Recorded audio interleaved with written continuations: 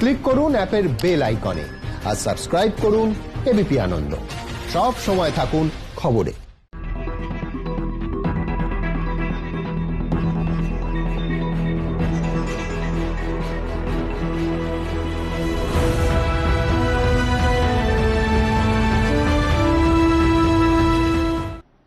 ধর্মতত্ত্বে বঙ্কিমচন্দ্র লিখছেন, এই জীবন লইয়া কি করিব। আমি নিশ্চিত এই মুহূর্তে এই রাজ্যের হাজার হাজার ছাত্রছাত্রীর মনেও প্রায় একই ধরনের একটা প্রশ্নের উদয় হচ্ছে, এত নম্বর লইয়া কি করিব। দেখুন, আমাদের ছোটবেলায় উচ্চ মাধ্যমিকে কেউ যদি 4টে কিংবা 5টা সাবজেক্টে লেটার মার্কস পেত, নিঃসন্দেহে পাশের পাড়া থেকেও লোকজন দেখতে আসতো এবং আগামী অন্তত একটি দশক ধরে 3টে প্রজন্মকে সেই উজ্জ্বল ছাত্রটির উদাহরণ দেওয়া যেত। এবং বিস্ময়করভাবে দেখুন, আজকে উচ্চ মাধ্যমিকে দেখাবো খানিকক্ষণের মধ্যে 96% বেশি নম্বর পেয়েও পছন্দের কলেজে পছন্দের বিষয়ে পড়ার সুযোগ পাচ্ছেন না ছাত্রছাত্রীরা। কেউ বলতে পারেন বিচ্ছিন্ন ঘটনা, কিন্তু বিশ্বাস করুন পরিসংখ্যান তা বলছে না। 90 থেকে 100% মধ্যে নম্বর উচ্চ মাধ্যমিকে 90 থেকে 100% পেয়েছেন আমাদের এই রাজ্যে 30,220 জন ছাত্রছাত্রী। 80 থেকে 90% নম্বর পেয়েছেন প্রায় 85,000 ছাত্রছাত্রী। ভুল শোনেননি, 85,000 প্রায়। সুতরাং যদি শুধুমাত্র 80 থেকে 100% নম্বর পেয়েছেন এরাম ছাত্রছাত্রীর সংখ্যা যোগ করেন, নিঃসন্দেহে কলকাতার সবকটি ভালো কলেজেও অত সংখ্যক আসন নেই। সুতরাং সংকট খুব স্বাভাবিক। তা থেকে উত্তরণের উপায় রাজনীতিকে দূরে সরিয়ে আমরা খোঁজার চেষ্টা করব। এবং অবশ্যই পরিযায়ী শ্রমিকদের কথা আমাদের আগামী 1 ঘন্টার এই আলোচনায় আসবে। তার কারণ কেন্দ্র কি বলছে। কেন্দ্র বলছে যে লকডাউনে বাড়ি ফেরার পথে কতজন পরিযায়ী শ্রমিকের মৃত্যু হয়েছে সে নিয়ে কোনো তথ্য নেই। লকডাউনে কতজন পরিযায়ী শ্রমিক কাজ হারিয়েছেন কেন্দ্রের কাছে কোনো তথ্য নেই। এবং এই করোনাকালে চাষিদের কত ক্ষতি হয়েছে কোনো তথ্য নেই। সুতরাং কেন্দ্রের সরকার বাহাদুর যদি এই সবকটি বিষয়ে সম্পূর্ণ নীরব থাকেন এবং বেসরকারি সংস্থা ঠিক এই বিষয়গুলিতে যে তথ্যগুলো দিচ্ছে তা নিঃসন্দেহে কপালে চিন্তার ভাঁজ ফেলার মতো। আলোচনার বিষয় তো হবেই, আমরা তা নিয়ে আলোচনা করব। কিন্তু সবার আগে এই রাজ্যে কলেজ ভর্তি নিয়ে বেনজির সংকট দেখুন।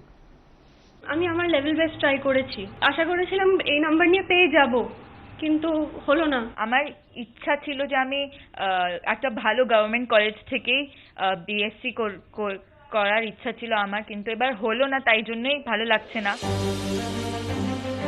একটা সময় ছিল যখন মাধ্যমিক উচ্চ মাধ্যমিকে 75% নম্বর অর্থাৎ স্টার মার্কস পেলেই হইচই পড়ে যেত, আত্মীয় স্বজনরা ভিড় জমাতো বাড়িতে, প্রকৃত অর্থেই পড়শিদের কাছে স্টার বনে যেত পরীক্ষার্থী। কিন্তু সময়টা বদলেছে, এখন নম্বরের রমরমা, 100 যেন কম। ভালো কলেজে ভর্তির জন্য 90 থেকে 95% নম্বরও আর যথেষ্ট নয়।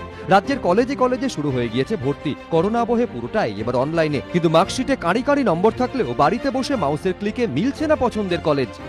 তাৎপর্যপূর্ণ তথ্য এটাই, তৃতীয় দফা, চতুর্থ দফা, কোথাও কোথাও পঞ্চম, ষষ্ঠ দফা পর্যন্ত মেধা তালিকার প্রকাশের পর দেখা যাচ্ছে 90 থেকে 95% নম্বরও নিরাপদ নয় কলেজে ভর্তির ক্ষেত্রে। নন্দিনী শর্মা উচ্চ মাধ্যমিকে 96.5% নম্বর পেয়েছেন। অঙ্কে অনার্স নিয়ে পড়তে আবেদন করেছেন সেন্ট জেভিয়ার্স, যাদবপুর, প্রেসিডেন্সি ও লেডি ব্রেবোন কলেজে, কিন্তু এখনো কোথাও নাম ওঠেনি তার। কনফিডেন্ট ছিলাম যে এত মার্কস পেয়ে যাওয়ার পর এসেই যাবে লিস্টে নাম, কিন্তু এবার লিস্টের পর লিস্ট বেরোচ্ছে কিন্তু আমার নাম নেই। তো আমাকে ভালো তো নিশ্চয়ই লাগবে না, দুঃখই লাগছিল, কিন্তু এবার ঠিক আছে, এবার কিছু করতেও পারি না, কেন কি লিস্ট বেরিয়ে গেছে, অ্যাডমিশন প্রসেস চালু হয়ে গেছে, কিন্তু আর আমি এখন আর দাঁড়াতেও পারি না, আমার ইয়ার ওয়েস্ট করতে পারি না। তাই জন্য এবার আমি আমিটি ইউনিভার্সিটিতে অ্যাডমিশন নিয়ে নিয়েছি, আর এখন আমি কাফি স্যাটিসফাইড আমিটিতে। আইএসসির ছাত্রী অন্তিকা বর্মন পেয়েছেন 94% নম্বর। কম্পিউটার সায়েন্স নিয়ে সেন্ট জেভিয়ার্স কলেজ, প্রেসিডেন্সিতে অঙ্ক ও পদার্থবিদ্যা অনার্স পড়তে চেয়ে আবেদন করেছিলেন, কিন্তু কোনো কলেজে নাম ওঠেনি।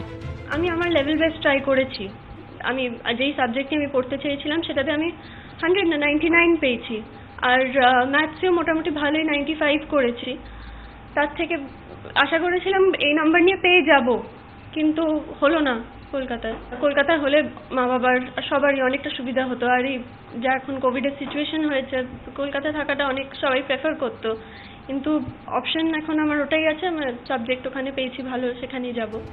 এই দুজন প্রতীকী মাত্র। কলকাতার কলেজগুলোয় দফায় দফায় মেধা তালিকা প্রকাশের পরেও 90% নিচে নম্বরই নামছে না।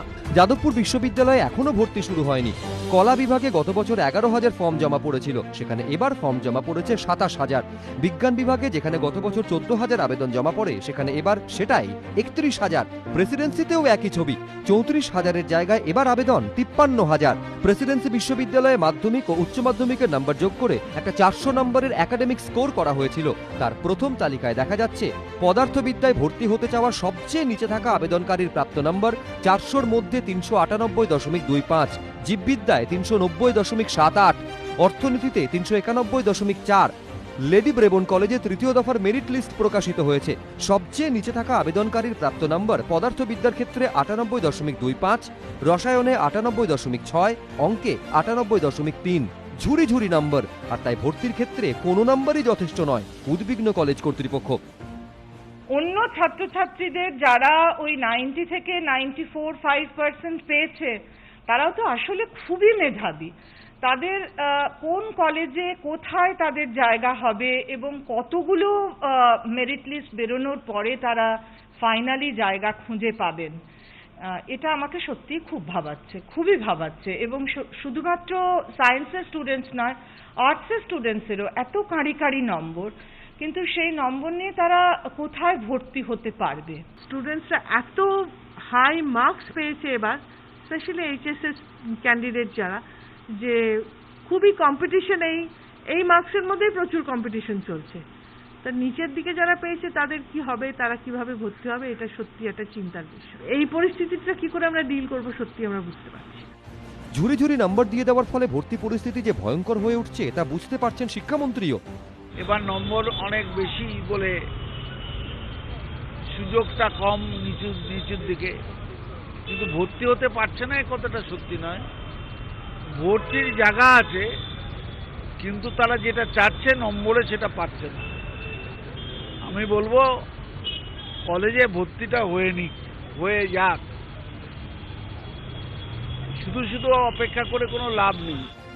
শিক্ষা মহলের একাংশের প্রশ্ন, 90-95% নম্বর পেয়েও যদি পছন্দের কলেজে পছন্দের বিষয় নিয়ে পড়ার সুযোগই না পাওয়া যায়, তাহলে আর এত নম্বরের দর কোথায় রইল? কৃষ্ণেন্দু অধিকারী, এবিপি আনন্দ, কলকাতা। আমি অতিথিদের কাছে যাব চেস ক্লক ফরম্যাটে। প্রথমে শাসক দলের প্রতিনিধি কুণাল ঘোষ। কুণালদা, প্রতিবেদনগুলো দেখে একটা কথা মনে হচ্ছে যে ভাগ্যিস আমরা যারা আলোচনা করছি তাদের অন্তত ছাত্রজীবন শেষ হয়ে গেছে, নয়তো দুশ্চিন্তায় রাতে ঘুম হতো না। এখন কথা হচ্ছে যে হাত ভর্তি নম্বর, কিন্তু ভর্তি হওয়ার জায়গা নেই। তার কারণ নম্বরের গুরুত্ব নেই, তার কারণ নম্বরের অবমূল্যায়ন হয়েছে। আমি লেডি ব্রেবন কলেজের একটু ডেটাটা রিপিট করি। তৃতীয় মেরিট লিস্ট বেরিয়ে গেছে, থার্ড মেরিট লিস্টে সব থেকে নিচে, মানে লোয়েস্ট নাম্বার যিনি পেয়েছেন সেই আবেদনকারী। আবার বলছি, সব থেকে কম নম্বর পাওয়া ফিজিক্সে 98.2%, কেমিস্ট্রিতে 98.6%, ম্যাথামেটিক্সে 98.3%। এটা হচ্ছে থার্ড মেরিট লিস্টে নাম্বার। আমি বলছি কুণালদা, সরকারের এইখানেই তো ভূমিকা, যে এইবার এই সমস্যার সমাধান কি করে হবে? এটা তো বাস্তবসম্মত নয় যে দক্ষিণ কলকাতা থেকে কোনো ছাত্র বা ছাত্রী হুগলিতে পড়তে যাবে। কুণাল ঘোষের সময় শুরু এখন।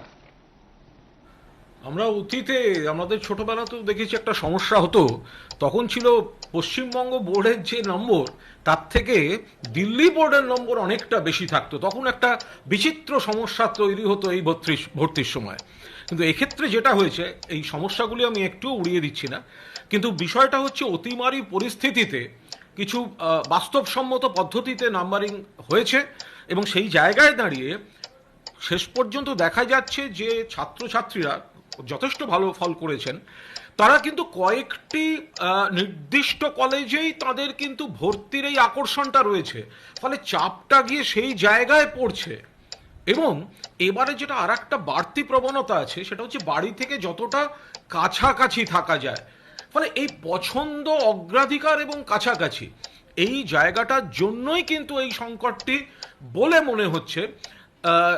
ভর্তি হতে পারছেন না বা বাকি কলেজে যাওয়া যাবে না, এরম কোনো সিচুয়েশন কিন্তু পশ্চিমবঙ্গে এই মুহূর্তে নেই।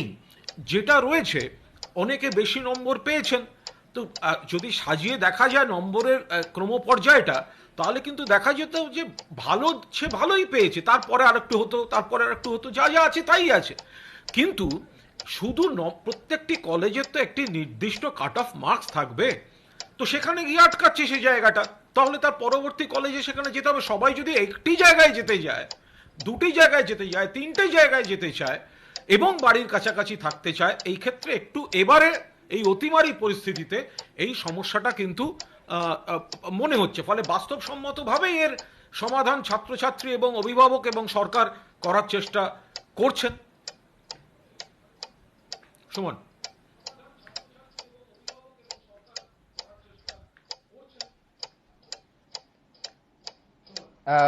কুণালদা, আমি শুধু বলি বাস্তবসম্মতভাবে আপনি বললেন, কিন্তু বাস্তবসম্মতভাবে কি প্রায় প্রত্যেকটি সাবজেক্টে 100 পাওয়া সম্ভব? এমনকি লিটারেচার সাবজেক্টেও আমার কাছে এই প্রশ্ন থাকবে কুণালদা, যেখান থেকে শুরু করেছিলেন যে আমাদের সময় অবশ্য আইসিএসসি এবং সিবিএসসি থেকে 10% নম্বর ভর্তির সময় বাদ দেওয়া হতো, সেটা নিয়ে প্রচুর বিতর্ক ছিল। এখন অবশ্য উচ্চ মাধ্যমিক এবং মাধ্যমিকের ক্ষেত্রে মূল্যায়ন পদ্ধতি পাল্টানোয় প্রচুর নম্বর ওঠে এবং সম্ভবত যার প্রভাব এই আজকে জানি আমরা এতক্ষণ আলোচনা করছি তাতে পড়েছে। তবে ছাত্রছাত্রী বিশেষ করে এ তো কোনো চাকুরিজীবী নয় যিনি দক্ষিণ কলকাতা থেকে কোচবিহারকে ছাত্রজীবন শেষ করতে যাবেন বা পড়তে যাবেন। খুব স্বাভাবিকভাবে তার প্রবণতা, তার ইচ্ছে এবং সেই সুবিধা আমাদের প্রত্যেকের দেওয়া উচিত যে বাড়ি থেকে যতটা কাছে সম্ভব কলকাতার ছাত্রছাত্রী যাতে কলকাতার কলেজেই ভর্তি হতে পারে এই সুযোগটা তিনি পান। আমি সৌরভ সিকদা বিজেপির প্রতিনিধির কাছে যাব। সৌরভ, আমি বলছি বিরোধী দল এ রাজ্যে বহু কিছু নিয়ে আন্দোলন করে, কিন্তু সামগ্রিকভাবে বিরোধী দলকে কখনো সেন্ট্রালাইজড অনলাইন লিস্ট কেন বের করা হচ্ছে না এই নিয়ে আন্দোলন করতে আমি দেখিনি।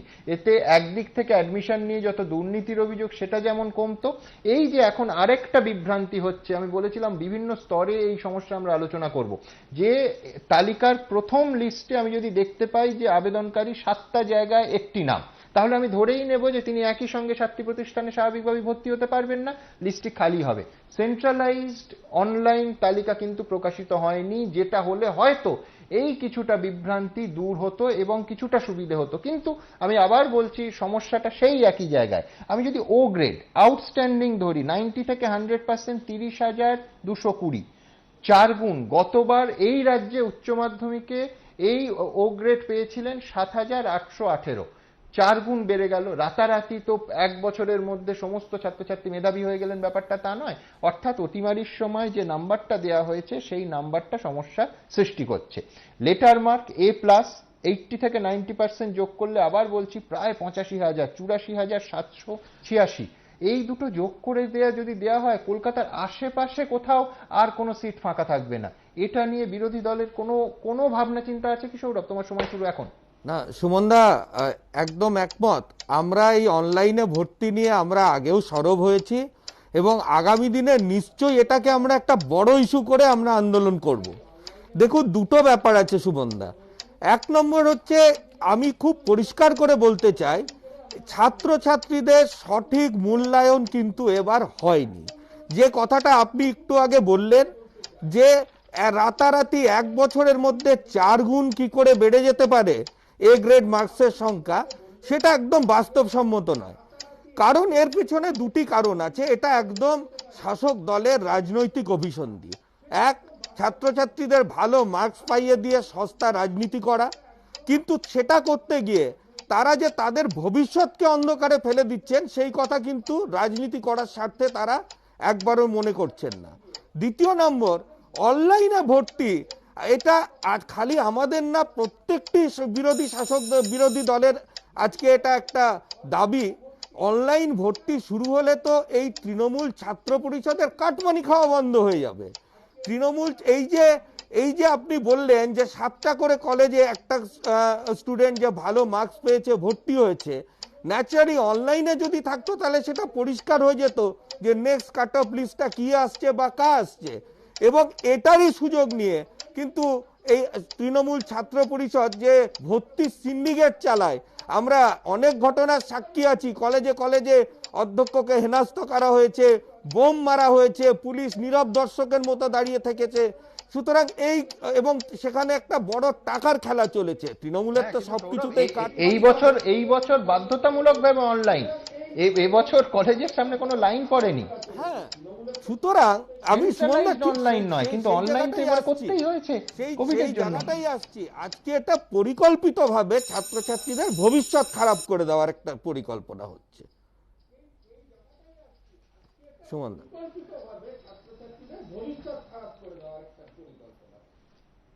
হ্যাঁ, পরিকল্পিতভাবে কিনা জানা নেই, কিন্তু নিঃসন্দেহে ছাত্রছাত্রীদের কেন ইনসিকিউরিটি, যে ধরুন প্রেসিডেন্সি বিশ্ববিদ্যালয় একাডেমিক স্কোর 400 নাম্বার, ফিজিক্সে সব থেকে নিচে যিনি আছেন তার নাম্বার হচ্ছে 400-র মধ্যে 398.25, জীববিদ্যায় 390.78 এবং অর্থনীতিতে 391.4। এটা হচ্ছে ওই তালিকার একদম নিচে যিনি আছেন। আমি বলছি যে কোথাও হয়তো সত্যি সত্যি বাস্তবসম্মত পুরো বিষয়টা হয়েছে কিনা তা নিয়ে প্রশ্ন থাকবে। আমি শুভমাদার কাছে আসবো, শুভমা মৈত্রের কাছে, কিন্তু তার আগে এই যে বারবার আমরা বলছি অনলাইন ভর্তি, কেন্দ্রীয়ভাবে অনলাইন ভর্তি নিঃসন্দেহে কোভিডের সময় এবছর তো হয়েইছে, যার ফলে এবছর আর ওই সিন্ডিকেটের গরুর রচনাটা এইখানে এই বছর প্রাসঙ্গিক নয়। কিন্তু কেন সেন্ট্রালাইজড অনলাইন অ্যাডমিশন করা গেল না, করা যাচ্ছে না? কিছুটা হলে অন্তত এই বিভ্রান্তির মেঘ কাটতো। দেখুন, নম্বর আছে অনেক, কিন্তু সেই নম্বরের জন্য সিট নেই। হাতে মার্কশিট নিয়ে একটা আসনের জন্য কলেজে কলেজে হন্যে হয়ে ঘুরে বেড়াচ্ছেন পড়ুয়ারা। ভর্তিতে ঘনীভূত অভিনব সংকট। কোথায় যাবেন এত ছাত্রছাত্রী? কি হবে তাদের ভবিষ্যতের? লক্ষ লক্ষ পড়ুয়ার কাছে এটাই এখন লাখ টাকার প্রশ্ন। স্কটিশ চার্চ কলেজে রসায়ন, ইতিহাস, জীববিদ্যায় ভর্তির জন্য ৫ম দফার মেধা তালিকায় যার নাম সবার নিচে তার প্রাপ্ত নম্বর ৯৮%, পদার্থবিদ্যায় ৯৯%। বেথুন কলেজে ৩য় দফার ভর্তির শেষে পদার্থবিদ্যা ও অঙ্কে সবার নিচে থাকা আবেদনকারীর প্রাপ্ত নম্বর ৯৮%, প্রাণীবিদ্যা, রসায়নে ৯৭%, ইংরেজিতে ৯৬%। এই ছবি শহরের প্রায় সব নামী কলেজে, যা দেখে অনেকে বলছেন নম্বরের তো আর কোনো গুরুত্বই রইল না। এখন নম্বরের গুরুত্ব বলে কিছু থাকলো না। স্টার মার্কস পাওয়া ছেলেদের দেখা গেছে তাদের কত গণ্যতা এবং মান্যতা, কিন্তু এখন তো সবাই স্টার কেন, মানে একবার সুপারস্টার, সব সুপার ডুপার স্টার সব। কিন্তু কলেজে ভর্তির ক্ষেত্রে কেন এমন সংকট? বিশেষজ্ঞরা বলছেন এই ভর্তি সংকটের নেপথ্যে আদতে না পরীক্ষা হওয়া বিষয়গুলি সম্পর্কে মূল্যায়ন ব্যবস্থা। এ রাজ্যে এমন পরীক্ষার্থীর সংখ্যা দেদার যারা 2 এমনকি 3টি বিষয়ে পরীক্ষা না দিয়েও 100 পেয়েছেন।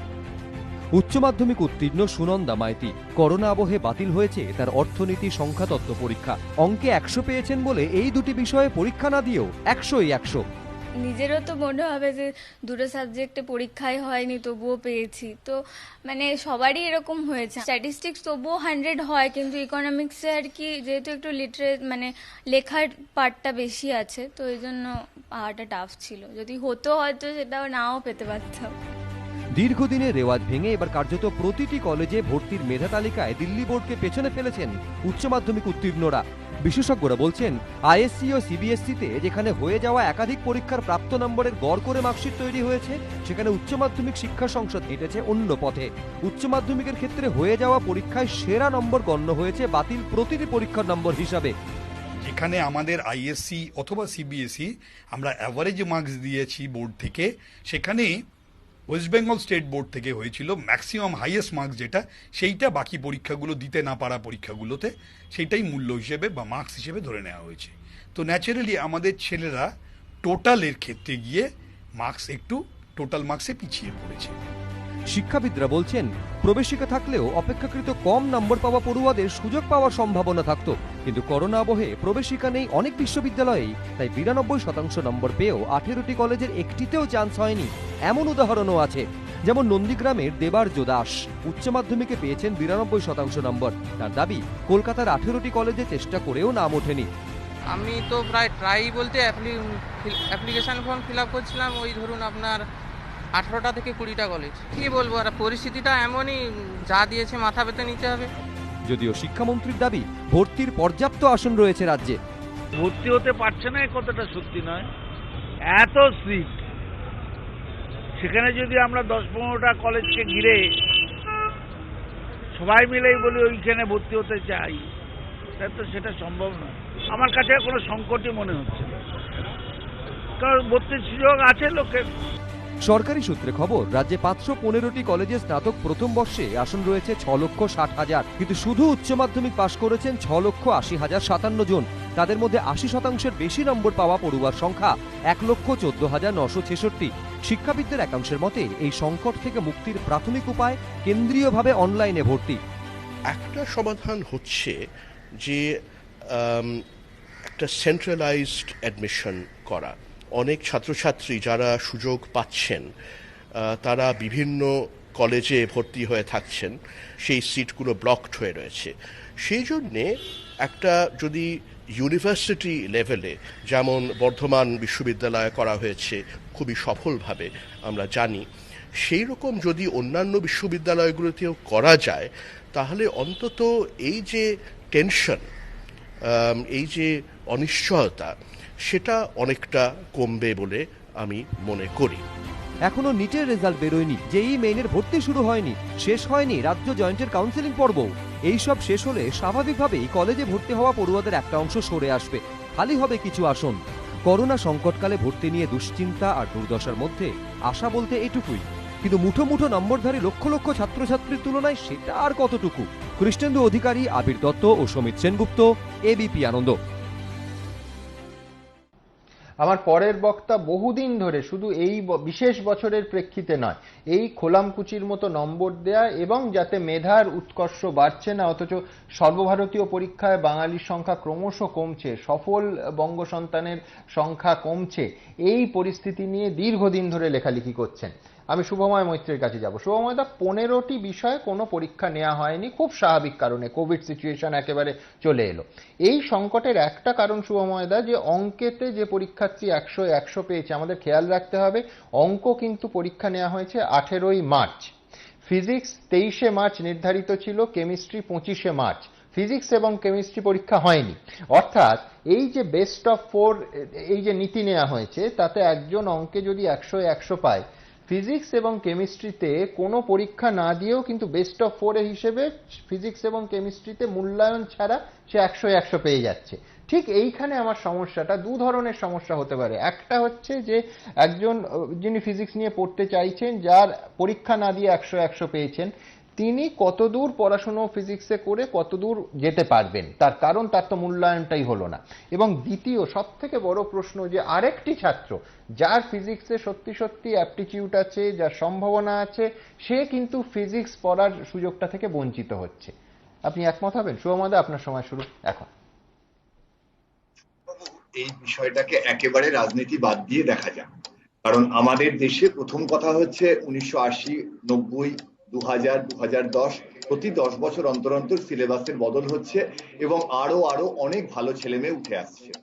সেই জায়গায় তাদের ডিস্টিংগুইশ করার যে ক্যাপাবিলিটি পরীক্ষার মাধ্যমে, যেটা পশ্চিমী দেশগুলোই করা যায় জনসংখ্যা কম থাকার কারণে, সেটা আমাদের দেশে করা ভীষণ শক্ত হয়ে যাচ্ছে। অতিমারী পরিস্থিতিতে যখন শুরু হয়েছিল, আমরা চটজলদি আর পরীক্ষা নিইনি। আজকে ফিরে তাকালে মনে হচ্ছে পরীক্ষাগুলো নিলেই বোধহয় ভালো হতো, আমরা ডিস্টিংগুইশ করতে পারতাম। কারণ যতদিন কোভিড পরিস্থিতি যত যাচ্ছে তত আরো গোলমেলে হয়ে যাচ্ছে। এর জন্য আমি কেন্দ্র রাজ্য কাউকে আলাদা করব না, সকলেই তো ভেবেছেন সেই সময় যে আমাদের যেন এই মুহূর্তে পরীক্ষা বন্ধ থাকে। অর্থাৎ এই ব্যাপারে যেভাবে নম্বর দেওয়া হয়েছে আইসিএসসি এবং পশ্চিমবঙ্গ, তার দর্শন বা ফিলোসফি একই ছিল যে কয়েকটি বিষয়ের বেশি নম্বর দেখে বাড়িয়ে দেওয়া হোক। আপনি যদি ডিস্ট্রিবিউশন দেখেন, কয়েকটি নম্বরের অ্যাভারেজ দিয়ে যে যদি তার দেখা হয়, ম্যাক্সিমাম নিলে তার ডিস্ট্রিবিউশনে উপরের দিকে ঘেঁষাঘেঁষি অনেকটা বেশি হয়ে যাবে। প্রথম যেটা ছাত্রদের উদ্দেশ্যে বলতে হয়, যে অনলাইন প্রক্রিয়াটা চালু না থাকার জন্য, অর্থাৎ সার্বিক না চালু থাকার জন্য পিজিয়ান হোল প্রিন্সিপাল কাজ করে গেছে। যিনি বেশি নম্বর পেয়েছেন তিনি 18টা সিট দখল করে আছেন, এইটা কিন্তু বুঝতে হবে। ফলে একটু শান্ত মনে রাখতে হবে, আমাদের নজর রাখতে হবে যাতে তলার দিকের লিস্টগুলো যখন বেরোচ্ছে তাতে গোলমাল না হয়। আমাদের প্রতিটি কলেজ, তাদের দিদিমণি মাস্টারমশাইরা অত্যন্ত ভালো, তারা সততা বজায় রেখে চেষ্টা করবেন, কয়েকদিনের মধ্যে সমস্যাটা মিটবে। এর কথাটা হচ্ছে বিভিন্ন কলেজ যে নাম দিয়ে দিয়েছি আমরা, ভালো কলেজ খারাপ কলেজ, পশ্চিমবঙ্গের যে কলেজগুলো নাম করা নয়, সেখানকার যে মাস্টারমশাই দিদিমণিরা আছেন তারাও অত্যন্ত মেধাবী, পড়াশোনায় ভালো, কিন্তু বহু বছর ধরে যেভাবে আমাদের রাজ্যে একটা ছাপ দিয়ে দেওয়া হচ্ছে কলেজকে, কয়েকটি ভালো কলেজ ছাড়া অন্য কলেজে কেউ যাচ্ছেন না। এবার ছাত্রছাত্রীদের উপায় নেই, কিন্তু অন্য কলেজে যেতেই হবে। সুতরাং এই জায়গায় আমার মনে হয় আর কিছুদিনের মধ্যে সমস্যা কিছুটা কমবে। আর ভারতবর্ষের শিক্ষার বাজেট নিয়ে এবং পশ্চিমবঙ্গের শিক্ষার বাজেট নিয়ে আমার মনে হয় কোনোটাতেই কথা না বাড়ানো ভালো। যেভাবে শিক্ষার পেছনে যতটা বাজেট দেওয়া উচিত সে তো আমরা কোনো কালেই দিই না, সেটা সব রাজনৈতিক দলেরই মত মোটামুটি একই। একেবারে অনেক ধন্যবাদ শুভময় দা। আমি দ্রুত একবার আমাদের ভেরিফাইড টুইটার অ্যাকাউন্ট @IamSumonde হাজার হাজার মন্তব্যের মধ্যে থেকে কয়েকটা মন্তব্য পড়ে নেব। ভূপতি নস্কর তিনি লিখছেন, আগে পড়ুয়ারা উপযুক্ত নম্বর পেয়ে তবে কলেজে ভর্তি হতো, আর এখন দেখছি উপযুক্তর থেকে বেশি নম্বর পেয়েও ভর্তির সুযোগ নেই। রুমা বিশ্বাস লিখছেন, নম্বরের জোয়ারে জ্ঞান ভেসে যাচ্ছে কোথায় তা ছাত্রছাত্রীরা বুঝতে পারছে না। সঞ্জয় গাঁতাই লিখছেন, খাতা ভর্তি নম্বর আজ কঠিন বাস্তবতার কাছে পরাজিত। শুভদীপ মুখোপাধ্যায় লিখছেন, কলেজগুলোর সিট নিয়ে ভাবার সময় এখন সরকারের আছে নাকি। চয়ন চট্টোপাধ্যায় লিখছেন, সবাইকে বিপুল নাম্বার দিয়ে সবারই সমস্যা করেছে। সুব্রত দাস লিখছেন, গাদা গাদা নম্বর পেয়ে কলেজে পড়ার সুযোগ পাবে না, আর যারা সুযোগ পেল তারা গাদা গাদা ডিগ্রি সার্টিফিকেট থাকলেও চাকরি পাবে না। আমি এইখানে কিছুক্ষণ আগে শুভময়দা বলছেন সততা বজায় রেখে, আমি এই তিনটে শব্দ নিলাম। সততা কিন্তু সব ক্ষেত্রে বজায় থাকছে না, তার কারণ প্রতারণার অভিযোগ উঠছে। চিতপুরের একটি কলেজে ভর্তির নাম করে 1.5 লক্ষ টাকা প্রতারণার অভিযোগ উঠেছে। অত্যন্ত সক্রিয় ভূমিকা পালন করেছেন পুলিশ, দ্রুত দুজনকে গ্রেফতার করা হয়েছে। দেখুন, কলেজে ভর্তির আবেদন অনলাইনেই মেধা তালিকা প্রকাশ, প্রয়োজনীয় নথি তাও দিতে হবে অনলাইনেই, এমনকি কলেজে ভর্তির টাকা জমাও অনলাইনে। অর্থাৎ করোনাকালে রাজ্যে কলেজে ভর্তির গোটা প্রক্রিয়াটাই এবার হচ্ছে অনলাইনে, কিন্তু তারপরেও প্রতারণা। এক অদ্ভুত কাণ্ড। আর সবচেয়ে আশ্চর্যজনক বিষয় হলো, অনলাইনে ভর্তি প্রক্রিয়ায় প্রতারণার যে অভিযোগ উঠেছে সেটাও অনলাইনে। এবার অনলাইনেই কলেজে ভর্তি করে দেওয়ার নামে প্রতারণা। গ্রেপ্তার করা হয়েছে দুজনকে। আমরা দাঁড়িয়ে রয়েছি চিতপুর থানার অন্তর্গত THK জৈন কলেজের সামনে। এই কলেজেই ভর্তি করে দেওয়া হবে 4 জন স্টুডেন্টকে, এবং তাদেরকে বিকমে ভর্তি করে দেওয়া হবে এমনটাই বলা হয়েছিল, এবং তাদের কাছ থেকে প্রায় 1.5 লক্ষ টাকার উপরে টাকা নিয়ে নেওয়া হয়েছে। ঠিক কি হয়েছিল, অনলাইনে কিভাবে ভর্তির আবেদন করতে হবে তা বুঝতে না পেরে সম্প্রতি চিতপুরের THK জৈন কলেজে যান উত্তর 24 পরগনার ব্যারাকপুরের সেন্ট্রাল মডেল স্কুলের এক ছাত্রী ও 3 ছাত্র। প্রতারিতদের দাবি, আমন জয়সওয়াল নামে তাদের মধ্যে এক পড়ুয়ার আত্মীয়ের মাধ্যমে পরিচয় হয় হিমাংশু ঘোষ নামে এক যুবকের। ওই যুবক নিজেকে কলেজের প্রাক্তন ছাত্র হিসেবে দাবি করে আশ্বাস দেন 4 জনকেই ভর্তির ব্যবস্থা করে দেবেন। আত্মীয়ের মারফত পরিচয় হওয়ায় ওই যুবককে নিজেদের সমস্ত নথি পাঠিয়ে দেন 4 পড়ুয়াই। তাদের দাবি, অনলাইনে ভর্তি করে দেবে বলে ওই যুবক প্রত্যেকের কাছ থেকে 400 টাকা করে নেন, কিন্তু অভিযোগ পড়ুয়াদের ফর্মে তাদের ইমেল আইডি দেওয়ার পরিবর্তে ওই যুবক নিজের ইমেল আইডি দিয়ে দেন।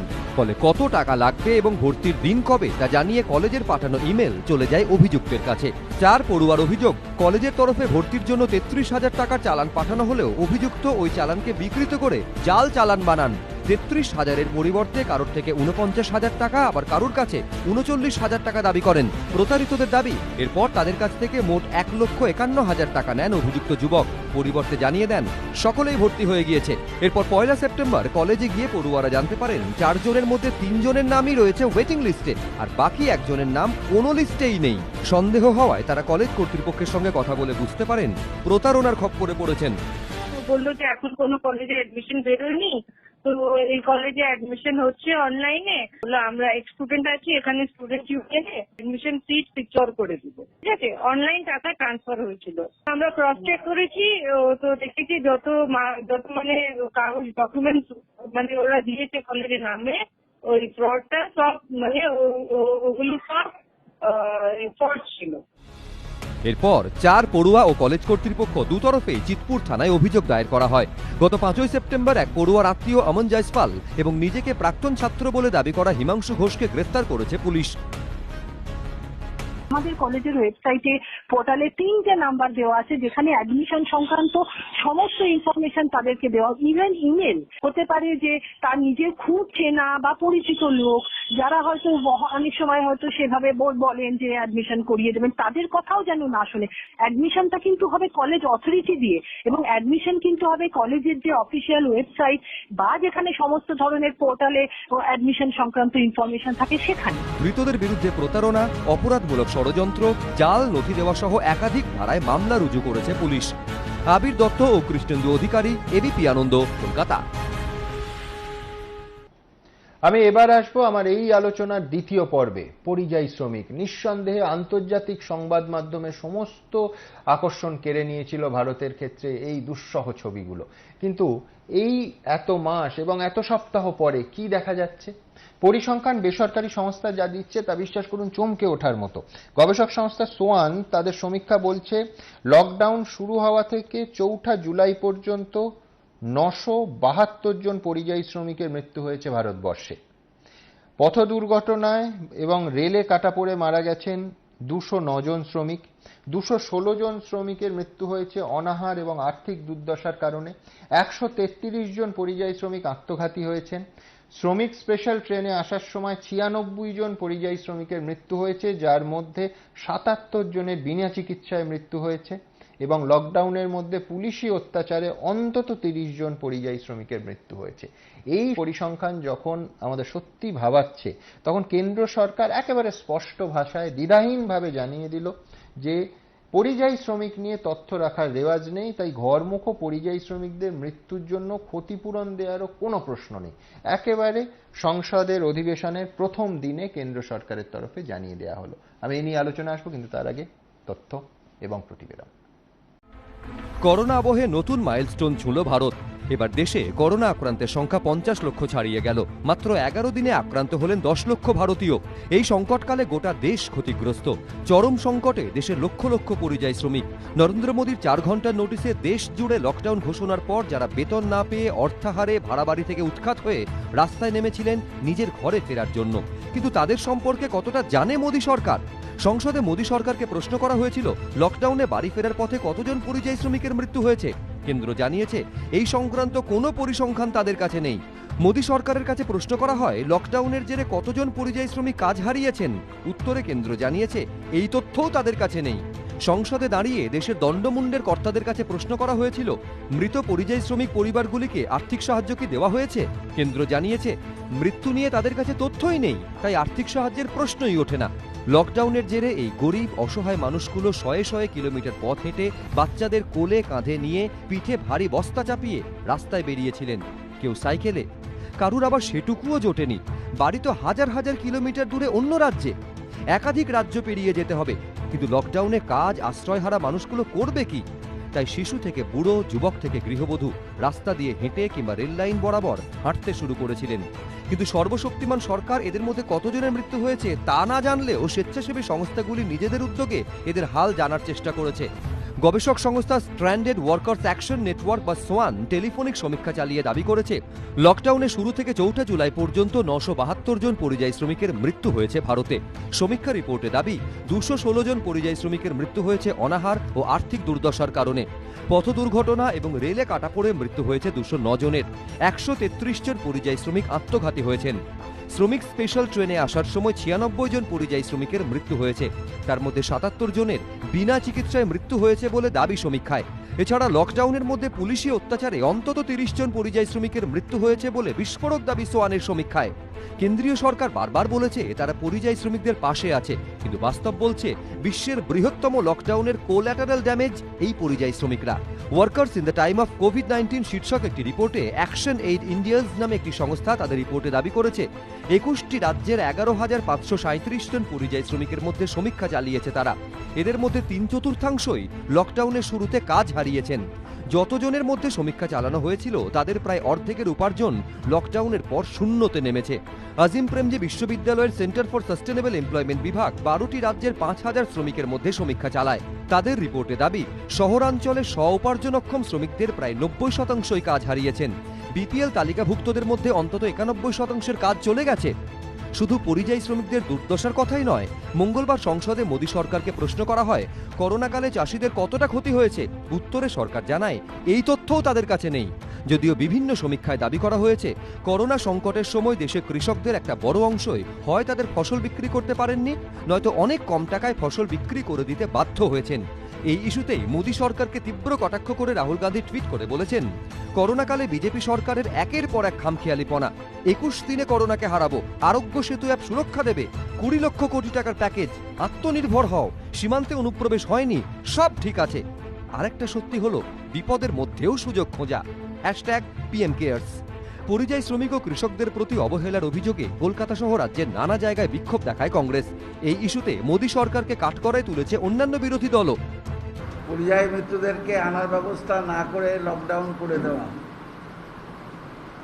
ট্রেনে মৃত্যু হওয়া, তাদের খোঁজখবর রাখে কি? মমতা বন্দ্যোপাধ্যায় প্রথম দিন থেকেই তাদের পাশে, তাদেরকে অর্থ দিয়ে সাহায্য করা থেকে সব কিছু করেছেন। মরেছে কত তার হিসেব পর্যন্ত জানছে না। তাহলে তারা কাদের? মানুষের খবরই যারা রাখে না, তারা মানুষের সাথে কাজ করবে কিভাবে? গরিব মানুষ, শ্রমিক শ্রেণী, কৃষক, এদের কথা মনে রাখার জন্য দিল্লির সরকার নয়, এদের কথা মনে রাখার জন্য বিজেপি নয়। শ্রেণীগত মনোভাব থেকে ওরা অনেক বেশি আগ্রহী এবং জানবে। আদানির বাড়িতে কি রান্না হয়েছে জিজ্ঞাসা করুন, বলে দিতে পারবে। আম্বানির ব্যবসা কি করলে আরো বড় হবে তা বলে দিতে পারবে। আদানি আম্বানিদের স্বার্থে, আদানি আম্বানিদের মতন করে যারা দেশ চালায়, শ্রমিক বাঁচলো কি মরলো তার কাছে কিছু এসে যায় না।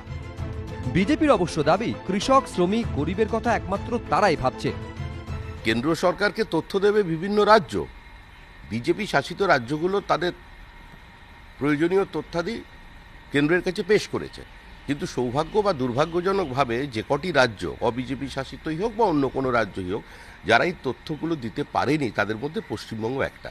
রাজ্য তার তথ্য কেন্দ্রীয় সরকারকে দিক, তারপর কেন্দ্রীয় সরকারের উপর চাপ বাড়াক যে আমাদের এখানকার শ্রমিক মারা গেছে, কেন্দ্র তাকে সাহায্য দিক। কিন্তু কিছু না দিয়ে শুধু ভাষণ দিলে তো সমস্যার সমাধান হবে না। রাজনীতির স্রোত বয়ে যাচ্ছে, নেতায় নেতায় বাকযুদ্ধ চলছে, কিন্তু পরিযায়ী শ্রমিক, কৃষকদের সমস্যা মিটছে কি? প্রশ্নটা কিন্তু থেকেই যাচ্ছে। বিজেন্দ্র সিংহ, আশাবুল হোসেন ও দীপক ঘোষ, এবিপি আনন্দ। আমি সরাসরি সৌরভ শিকদারের কাছে যাব। সৌরভ, একটা সরকার এত অসংবেদনশীল হতে পারে? পৃথিবী জুড়ে পরিযায়ী শ্রমিকদের নিয়ে চর্চা চলছে। রিসার্চ গ্রুপ বলছে যে 972 জন শ্রমিক, প্রায় 1000 শ্রমিককে আমরা হারিয়েছি। আমার মনে আছে এই অনুষ্ঠানেই দেখাচ্ছিলাম সেই ছবি, অন্ধ্রপ্রদেশ থেকে ছত্তিশগড়ে ফিরছিল 12 বছরের মেয়ে। সেই মেয়েগুলো নিয়ে সরকারের কাছে কোনো তথ্য থাকবে না, যারা তিল তিল করে অনাহারে মারা গেল। আমি বলছি, তোমরা বলছো, কেন্দ্র বলছে যে রাজ্যগুলোর তথ্য দেয়নি, রাজ্যগুলোর কাছে তথ্য চাওয়া হলো না কেন? কোভিডের ক্ষেত্রে সৌরভ, আপনি নিশ্চয়ই জানবেন যে প্রত্যেক দিন প্রত্যেকটি রাজ্যকে কেন্দ্রকে তথ্য দিতে হয়। তো সেই রকম পরিযায়ী শ্রমিক সংক্রান্ত কজন পরিযায়ী শ্রমিক এলেন, কজন পরিযায়ী শ্রমিক আছেন, এই তথ্য চাওয়া হলো না কেন? মানে আমি বলছি, আমরা কি দেশের জনগণের যে তালিকা তার বাইরে এদের করতে পারবো? অর্থাৎ এদের কি কেন্দ্র সরকার মানুষ হিসেবেই গণ্য করেন না? আমার প্রশ্ন খুব স্পষ্ট। সৌরভ, আপনার সময় শুরু এখন। সুমনদা, দেখুন, রাজ্য সরকারের তো অবশ্যই একটা কর্তব্য থাকে পরিসংখ্যান পাঠানোর। খালি আমরা পরিযায়ী শ্রমিকদের ব্যাপারেই না করে যদি উদাহরণস্বরূপ আমরা বলতে পারি যে রাজ্যে রাজনৈতিক হিংসায় কত লোক প্রাণ হারিয়েছে বা রাজনৈতিক হিংসার বলি কতজন হয়েছে, সে ব্যাপারেও যখন কেন্দ্র তথ্য চায়, রাজ্য সরকার কিন্তু সঠিক তথ্য পাঠান না। সুতরাং রাজ্য সরকারগুলি বা আমাদের পার্টিকুলার এই রাজ্য সরকার যদি কেন্দ্রের কাছে সঠিক তথ্য না পাঠান, তাহলে পরিযায়ী শ্রমিকদের জন্য কেন্দ্র কি করে কি ব্যবস্থা নিতে পারবেন? আমরা দেখেছি, কারণ একটু আগে পার্থবাবুর মন্তব্য শুনছিলাম যে উনি বলছেন যে লকডাউন করে এদের না এনে লকডাউন উবে গেল, তারা তো নিশ্চয়ই তথ্য পাঠিয়েছিলেন। 21 দিন, সুমনদা, আমি একটা প্রশ্ন করতে চাই, 21 দিন সময় দেওয়ার পরেও যখন পরিযায়ী শ্রমিকরা পশ্চিমবঙ্গে ফিরলেন, তাদেরকে কাউকে নৌকোয় রাত কাটাতে হয়েছে, কাউকে গাছে উঠে রাত কাটাতে হয়েছে, কেউ সাপের কামড়ে মারা গেছে এবং বিনা চিকিৎসায় বা হাসপাতালে ভর্তি না হয়ে মৃত্যুর তো অসংখ্য নিদর্শন রয়েছে। আজকে এই রাজ্যে কাজ নেই, তারা খেতে পাচ্ছে না, 4 ঘন্টার নোটিশে লকডাউন হয়েছে, অবধি চুরি হয়ে যাচ্ছে, তারা আজকে আবার ফিরে যেতে চাইছেন সেই জন্যে। সুতরাং রাজ্য সরকার কেন নিজে ইনিশিয়েটিভ নিয়ে তথ্য পাঠিয়ে কেন্দ্রকে বলেননি যে আমার রাজ্যে এই পরিযায়ী শ্রমিকদের জন্য এইটা করা উচিত? রাজ্য সরকার কি নিজের দায় এখানে এড়াতে পারেন? আসলে কথা হচ্ছে, সংকীর্ণ রাজনীতি করতে গিয়ে আজকে কিন্তু পরিযায়ী শ্রমিকদের বলির বকরা বানানো হচ্ছে। আজকে এই রাজ্যের মুখ্যমন্ত্রী দেখেছি, উনি করোনা এক্সপ্রেস বলেছেন যখন পরিযায়ী শ্রমিকরা যে ট্রেনে ফিরছেন তার নাম। আজকে যখন তারা ফিরেছে, তারা খেতে পাচ্ছে না, গ্রামে কোনো পুলিশি সহায়তা পায়নি, গ্রামে মানুষের যে অন্ধবিশ্বাস আছে বা যে তাদের সচেতনতার অভাব আছে তাদের গ্রাম থেকে মেরে বের করে দেওয়া হয়েছে। এরকম একটার পর একটা ঘটনা যখন ঘটে গেছে, এই রাজ্যের মুখ্যমন্ত্রী কি কেন্দ্রের কাছে পরিযায়ী শ্রমিকদের জন্য আলাদা করে উনি তথ্য দিয়ে বলছে রাজ্যের দায়? আমি কুণাল ঘোষের কাছে আসবো। কুণাল দা, গরিব কল্যাণ রোজগার অভিযান এই ছিল প্রকল্পের নাম। বিহার, উত্তরপ্রদেশ, মধ্যপ্রদেশ, রাজস্থান, ঝাড়খণ্ড, ওড়িশা 6টা রাজ্যের 116টা জেলাকে চিহ্নিত করা হয়। একদম স্পষ্ট করে কেন্দ্রীয় সরকার বলছে যে পশ্চিমবঙ্গ রাজ্য থেকে কোনো তথ্য দেয়া হয়নি। হয়েছে না হয়নি আপনি বলবেন, কিন্তু ফ্যাক্ট হচ্ছে 5ই জুন সুপ্রিম কোর্টে দাঁড়িয়ে আমাদের এই রাজ্য পশ্চিমবঙ্গের তরফে জানানো হয়েছিল যে 8 লক্ষ শ্রমিক পশ্চিমবঙ্গে ফিরেছে। আমার প্রথম প্রশ্ন থাকবে যে এই তথ্যটা কেন্দ্র সরকারকে দেয়া হয়নি কেন, অথবা দেয়া হয়েছে কিনা। এবং দ্বিতীয় প্রশ্ন থাকবে স্নেহের পরশ। মুখ্যমন্ত্রী ঘোষণা করেছিলেন পরিযায়ী শ্রমিকদের কথা ভেবে 1000 টাকার একটা মাসিক ভাতা। বারবার যখন ঘোষণা হয়েছিল তখন মুখ্যমন্ত্রী বলেছিলেন যে ডিএমদের উদ্দেশ্যে সম্ভবত যে তালিকা তৈরি করুন এবং কাজ দিন। বহু ক্ষেত্রে সেই প্রতিবেদন দেখাবো কুণাল দা, বহু ক্ষেত্রে কিন্তু পরিযায়ী শ্রমিকরা বলছেন যে এই স্নেহের পরশ পরিযায়ী শ্রমিক এবং তার পরিবার অবধি পৌঁছয়নি। অর্থাৎ সেই তালিকা যা ইনস্ট্রাকশন দেওয়া হয়েছিল তৈরির, সঠিকভাবে তৈরি করা হয়নি। কুণাল ঘোষ, আপনার সময় শুরু এখন।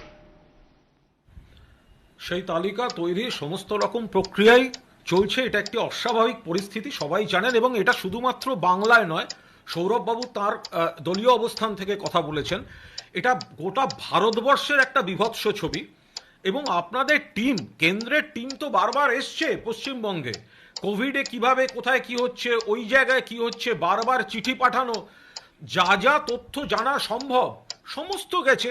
জামলো মাকদাম, পশ্চিমবঙ্গ বাদ দিন, 13 বছরের মেয়ে যখন সে তেলেঙ্গানা থেকে ছত্তিশগড়ে বাড়ি যেতে গিয়ে হাঁটতে হাঁটতে মারা যায়, সেখানে তৃণমূল কোথায়, পশ্চিমবঙ্গ কোথায়? অ্যাটলিস্ট তার নামটাও তো থাকবে। মাত্র 4 ঘন্টার নোটিশে কোটি কোটি পরিযায়ী শ্রমিককে পথে বসিয়ে দিয়ে এটা করা হলো। কোনো পরিকল্পনা নেই। পশ্চিমবঙ্গ সরকার 250টা ট্রেন বা বিপুল খরচা দিয়ে তাদের ফেরত এনেছে। ট্রেনগুলো তো গাদাগাদি করে তোলা হয়েছে, না আছে খাবার, না আছে জল। আর কোন কোন জায়গা থেকে হটস্পট যে সমস্ত রাজ্যগুলো, সেই জায়গা থেকে ফেরানো হয়েছে। তার মাঝখানে দাঁড়িয়ে পশ্চিমবঙ্গ সরকার যথাসম্ভব খাদ্য, শস্য, স্কিম, আর্থিক সাহায্য, এলাকা ভিত্তিক এবং সরকার সমস্ত রকম তাদের ব্যবস্থা করেছে। ফলে এই জায়গাটা লঘু করে দেখার তো কোনো প্রশ্নই উঠছে না। কিন্তু কেন্দ্রীয় সরকার সারা ভারতে এতগুলি গরিব মানুষকে, পরিযায়ী শ্রমিককে ঠেলে দিলেন বিপদের মুখে। বা দায়টা রাজ্য সরকারের? এটা কখনো হতে পারে নাকি? রাজ্য সরকার তার সিস্টেমে দাঁড়িয়ে তো চেষ্টা করছে আগলে রাখতে। একটা এলাকায় যদি বাইরে থেকে আচমকা এতজন এসে পড়েন, রাতারাতি তাকে প্রোটেকশন দিয়ে তাকে আগলে রাখা, তারও তো সময় কাঠামোর ব্যাপার। কিন্তু পশ্চিমবঙ্গ যথাসম্ভব সেই কাজটা করেছে। একাধিক স্কিম, সেই স্কিম অনেকটাই তার কাজ হয়েছে, কিছু কাজ চলছে।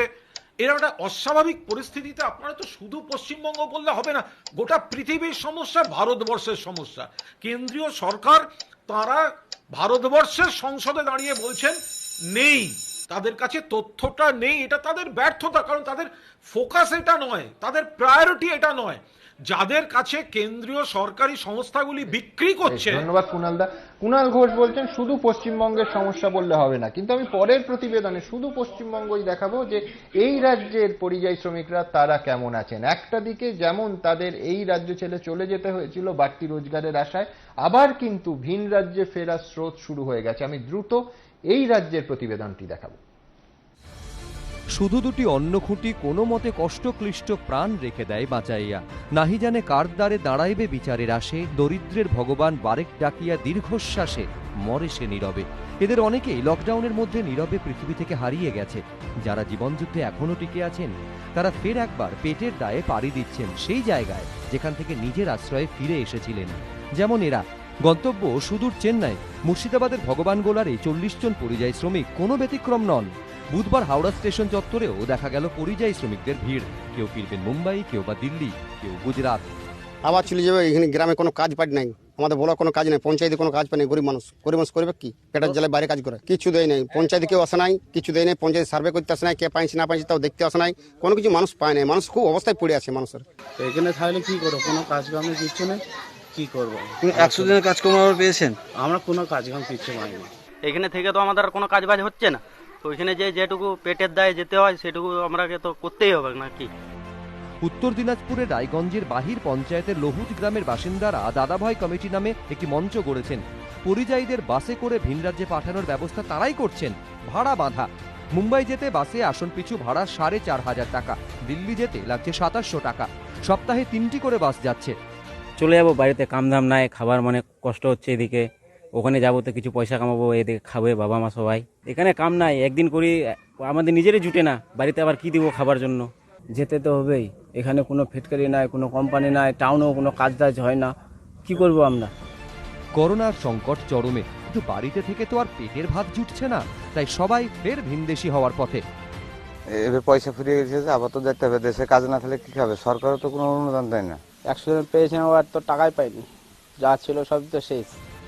এক চিলতে এই বাড়িটা দেখুন, আর এই জব কার্ডটা। লকডাউনে কাজ হারিয়ে ধুঁকতে ধুঁকতে গুজরাট থেকে বাংলায় ফিরে আসা নির্মাণ শ্রমিক শ্যামচাঁদ মণ্ডলের গোটা পরিবার চলে তারই উপার্জনে। তার অভিযোগ, সরকারি প্রকল্প ঘোষণা হলেও কাজ পাননি। এখানে কোনো কাজ নাই, বেকার। এখানে জব কার্ড আছে আপনার? জব কার্ড আছে আমার। আমি বাড়িতে আছি, কাজ পাইনি।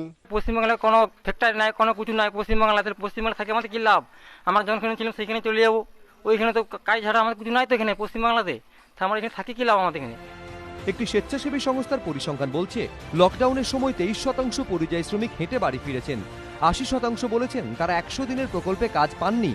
যাদের মধ্যে সমীক্ষা হয়েছে তাদের প্রায় 78% বলেছেন লকডাউনে তাদের কাজ হয় পুরোপুরি বন্ধ হয়ে গেছে, নয়তো অনেকাংশে কমে গেছে। আর পরিযায়ীদের এই দুর্দশা নিয়ে আগের মতোই চলছে রাজনৈতিক চাপানুতর।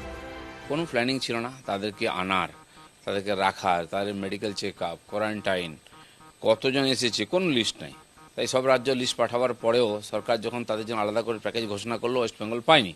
সেটা নিয়ে আমরা ঝগড়া করেছেন, কিন্তু লিস্ট দিতে পারেনি। কেন্দ্র সরকার 2.5 কোটি শ্রমিকের জন্য আবার ঘোষণা করলো প্যাকেজ এবং 100 দিনের কাজে যুক্ত করতে বললো। ওয়েস্ট বেঙ্গলে আমার মনে হয় একজন শ্রমিকও সেই কাজ পাননি। পশ্চিমবাংলায় বিভিন্ন রকমের প্রজেক্ট করে দেওয়া হয়েছে, পরিযায়ী শ্রমিক থেকেও সমস্ত এমনি শ্রমিক, পরিযায়ী শ্রমিক, সাধারণ মানুষ, যা মানে গরিব মানুষ যারা অ্যাফেক্টেড, প্রত্যেকের জন্য স্কিম তৈরি করে দেওয়া হয়েছে। জানে না, এটা অজ্ঞতা, কি করা যাবে। লোকের চোখে ধুলো দিতেই বিজেপি তৃণমূলের নকল তরজা দাবি করেছে বাম কংগ্রেস। চোখের জল ফেলতে ফেলতে এই মানুষগুলোকে আবার ফিরে যেতে হচ্ছে। তৃণমূলের কাছ থেকে বা বিজেপির কাছ থেকে শ্রমজীবী মানুষের স্বার্থ আপনি আশা করে লাভ নেই, এরা শ্রমজীবী মানুষের বিরুদ্ধে। রাজনীতির এই বাকযুদ্ধের মধ্যেই কাজের খোঁজে মানুষগুলো ফের ভিন রাজ্যমুখী। এবিপি আনন্দ। আমি সিপিএম নেতা কৌস্তব চট্টোপাধ্যায়ের কাছে আসবো। কৌস্তব, দক্ষিণ ভারত বা পশ্চিম ভারতে মজুরির হার অনেকটা বেশি, 100 থেকে 200 টাকা যদি এই রাজ্যে হয়, 700 টাকা প্লাস, এই পরিসংখ্যান বারবার আমরা দেখিয়েছি। রাজ্য থেকে এই পরিযায়ী শ্রমিকরা আমাদের রাজ্য থেকে আবার যে রাজ্য থেকে এসেছিলেন সেই রাজ্যে ফিরে যাচ্ছেন। এটা যদি একটা দিক হয়, অন্যদিকে ফিরে যাওয়ার রাস্তাটাও তো যথেষ্ট বন্ধুর। আজিম প্রেমজি বিশ্ববিদ্যালয় বলছে শহরে শ্রমিকদের মধ্যে প্রায় 90% কাজ হারিয়েছেন এবং বিপিএল তালিকাভুক্তদের মধ্যে অন্তত 91% শ্রমিকের কাজ চলে গেছে। কৌস্তব, সময় শুরু। আমি সুমন্ত যেটা কথা বলবো যে অত্যন্ত প্যাথেটিক ঘটনা। শুরুতে যে কথাটা বলবো সেটা হলো যে এই বিজেপির সরকার আর তৃণমূল সরকারকে পরিযায়ী যতক্ষণ না করে দেওয়া যাচ্ছে ততদিন সমস্যার সমাধান হবে না। 14.5 কোটি মানুষ হচ্ছে আমাদের দেশে হচ্ছে কাজ হারিয়ে ফেলেছে, কর্মসংস্থান নেই, কাজ নেই। সুমন্দা, আমি বলছি তোমার বাড়ির তলায় সকালবেলা তুমি মর্নিং ওয়াকে বেরো, তুমি দেখবে যে ছেলেটা 17-18 হাজার টাকা মাইনের চাকরি করতো, সে আনাজ নিয়ে রাস্তায় বসে পড়েছে, ফল নিয়ে রাস্তায় বসে পড়েছে। কাজ নেই এবং রাজ্যের সরকার এবং দেশের সরকারের একটাই জিনিস আছে, সেটা হচ্ছে প্রকল্প ঘোষণা এবং টিভির সামনে আসা এবং খবরের কাগজে হেডলাইন হওয়া, কিছু নাম, কেউ প্রচেষ্টা, কেউ স্বনির্ভরতা, কেউ নানান স্বয়ংভরতা, কিছু কথা হচ্ছে ঘোষণা করা হচ্ছে যেটার কোনো বাস্তবতা নেই। কোনো মানুষ পাচ্ছে না, কোনো মানুষ তার সুবিধা হচ্ছে পাচ্ছে না। আমাদের সহজ কথা, আমরা সিপিআইএম প্রথম থেকে বলেছি যে যারা ইনকাম ট্যাক্স দেয় না তাদের সমস্ত পরিবার পিছু 7,500 টাকা করে দিতে হবে এই কোভিড পরিস্থিতিতে। আমরা বলেছি যে এই যে রাজ্য সরকার, কেন্দ্রীয় সরকার বিশেষ করে 65,000 কোটি টাকা ট্যাক্স ছাড় দিয়েছে সুমন্দা। 65,000 কোটি টাকা ট্যাক্স ছাড় দিয়েছে 62টা কোম্পানিকে। কোন সময় না, যে সময় একদিকে আবার 32 বার টানা 32 দিন ডিজেলের দাম বেরিয়েছে। কেন্দ্রীয় সরকারের পরিকল্পনা নেই, রাজ্য সরকারেরও পরিকল্পনা নেই। এদের পরিকল্পনা আছে তেলা মাথায় তেল দিতে, আদানি আম্বানিদের পাশে দাঁড়াতে।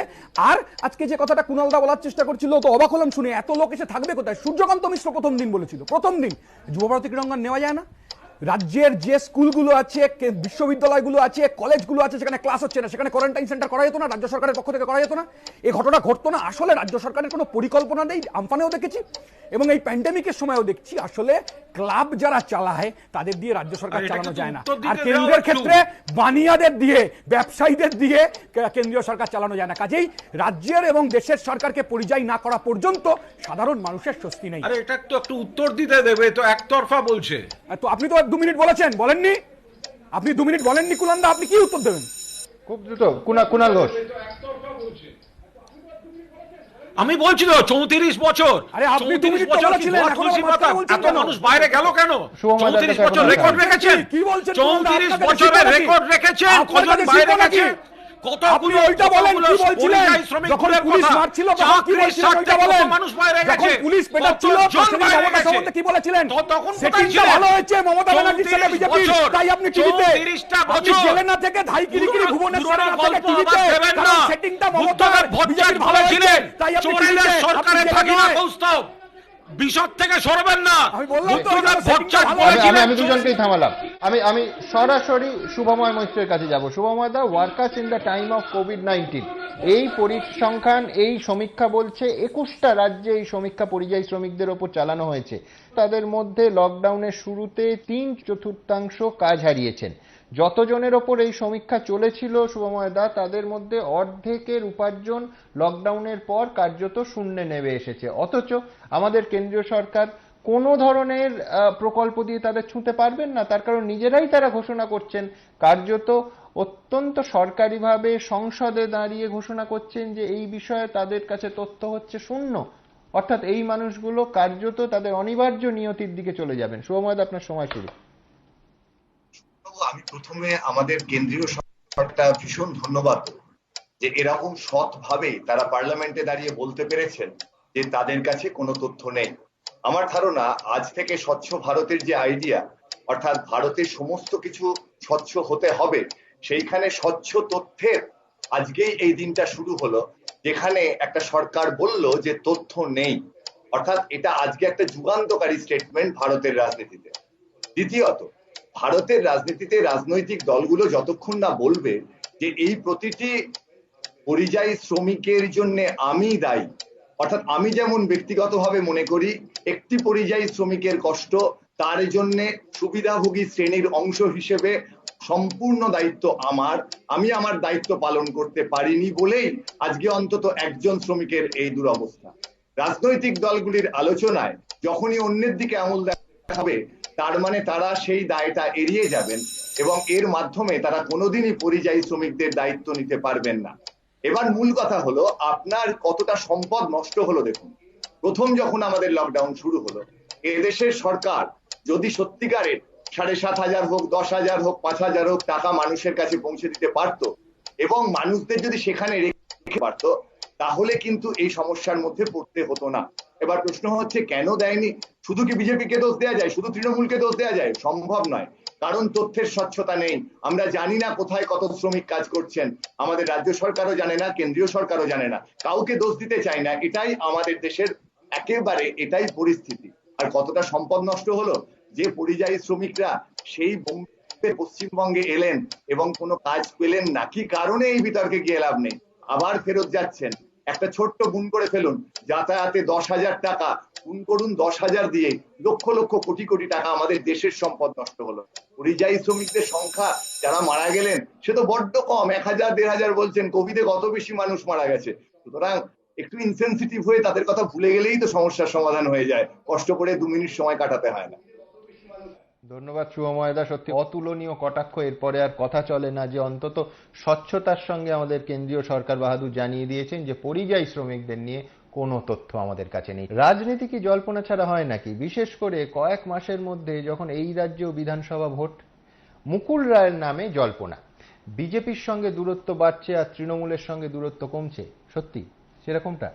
দেখুন তো।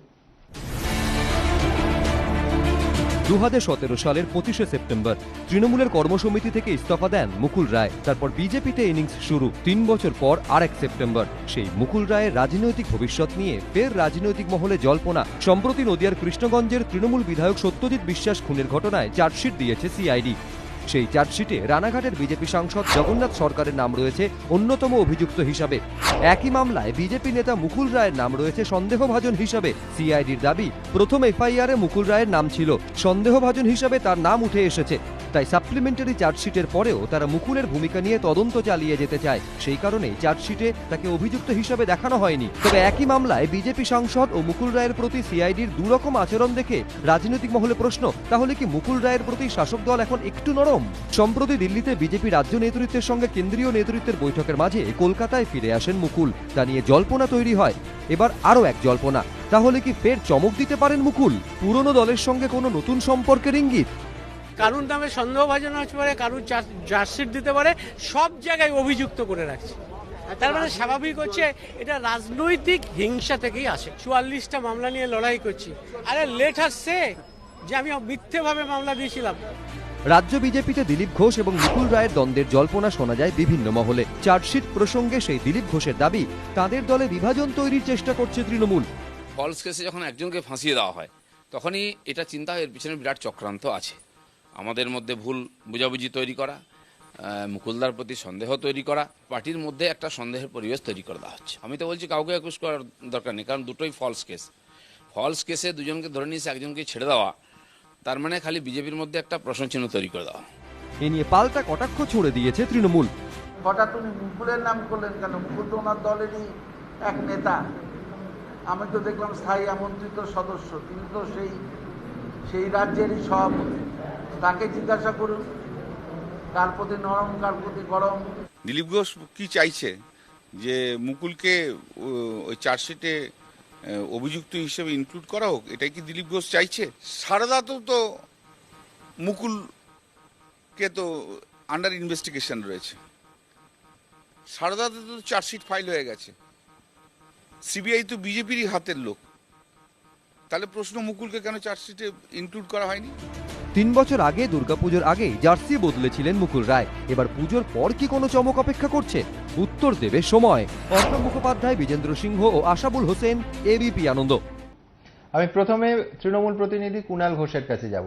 কুণালদা, আজকেই আপনার একটা তৈরি করা একটা সাক্ষাৎকার দেখলাম, সেটার নাম কিছু ভিডিও আমিও দেখাবো।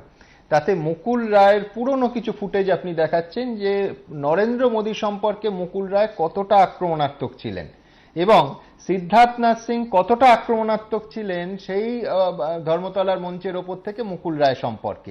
আমার প্রশ্নটা খুব পরিষ্কার, যেহেতু রাজনীতিতে জল্পনা চলেই, মুকুল রায় তৃণমূল কংগ্রেসের কাছাকাছি আসছেন কিনা এবং তৃণমূল কংগ্রেসে বিজেপি ছেড়ে যোগ দেওয়ার কোনো সম্ভাবনা আছে কিনা, নাকি পুরোটাই 100% জল্পনা? কুণাল ঘোষ। এই প্রসঙ্গে আমার বক্তব্য রাখার কোনো অবকাশ নেই, কারণ মুকুল রায় তিনি বিজেপি থেকে তৃণমূলে আবার ফিরে আসছেন কিনা বা তৃণমূল নেতৃত্ব তাকে গ্রহণ করছেন কিনা তৃণমূল শীর্ষ নেতৃত্ব আর মুকুল রায়ের ব্যাপার।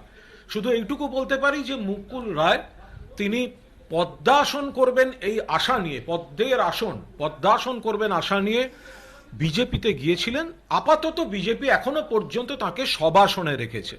এখন আগামী সামনে ভোট, তারপরে কি হবে, তার আগে কি হবে, একটা ব্যাপার। ফলে আমার মনে হয় মুকুলদা কিছু যন্ত্রণা, কিছু ব্যথা নিয়ে রয়েছেন। যদি বিজেপির নেতৃত্ব, তিনি বিজেপিতে আছেন, আমার এখন সেই বিষয়ে কথা বলার কোনো যুক্তিই হতে পারে না। আমি শুধু এইটুকু বলবো যে মুকুলদা যেহেতু চোখের চিকিৎসা করিয়েছেন সম্প্রতি, ফলে তার দৃষ্টিশক্তি বোধহয় আগের থেকে খানিকটা ভালো হয়েছে। ফলে এখন দেখা যাক কি হয়। ফলে এটা খুব প্রেডিকশনের জায়গায় এই মুহূর্তে রাজনৈতিকভাবে আমার কিছু বলা উচিতও নয় এবং সেই কথা বলার জায়গায় আমি নেইও। এটা মুকুল রায় বলতে পারবেন এবং বিজেপি নেতৃত্ব এবং তৃণমূল নেতৃত্ব তাঁরা বলতে পারবেন।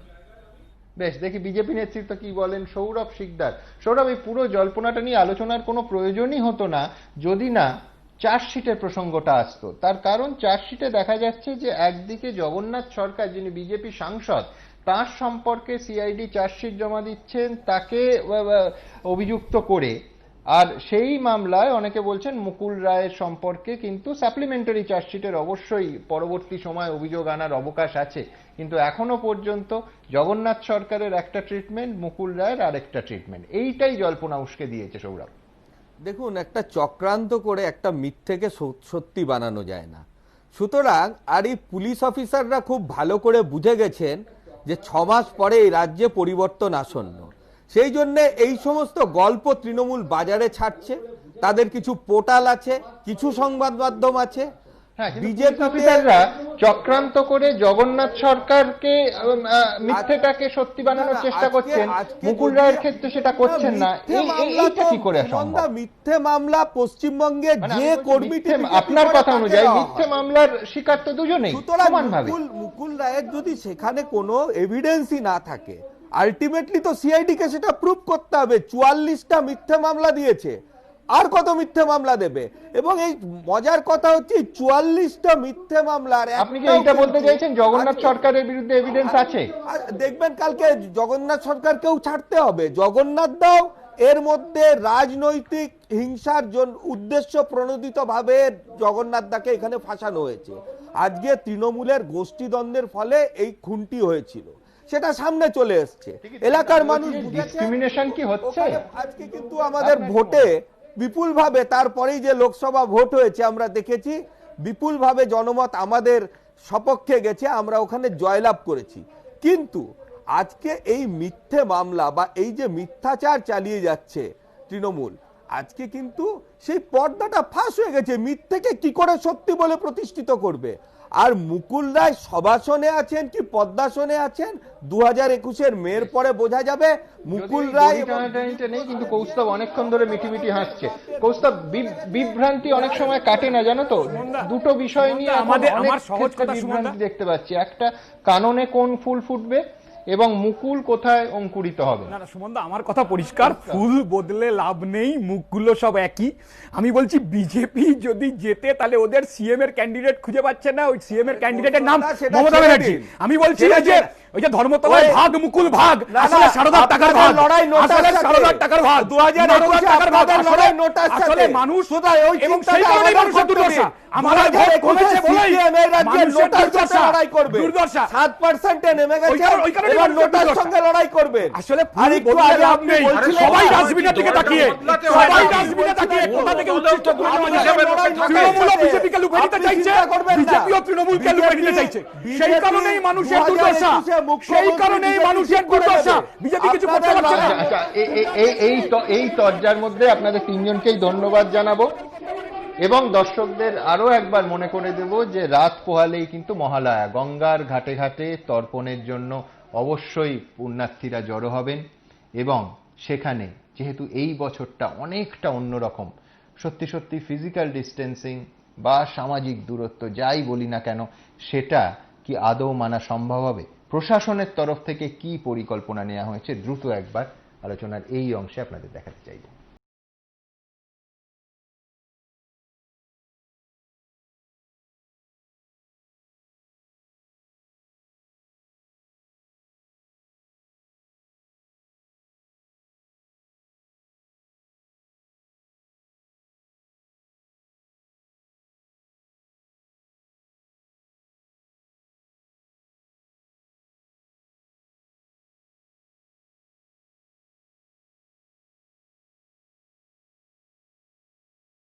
পূর্বপুরুষদের উদ্দেশ্যে তর্পণ করাই রীতি।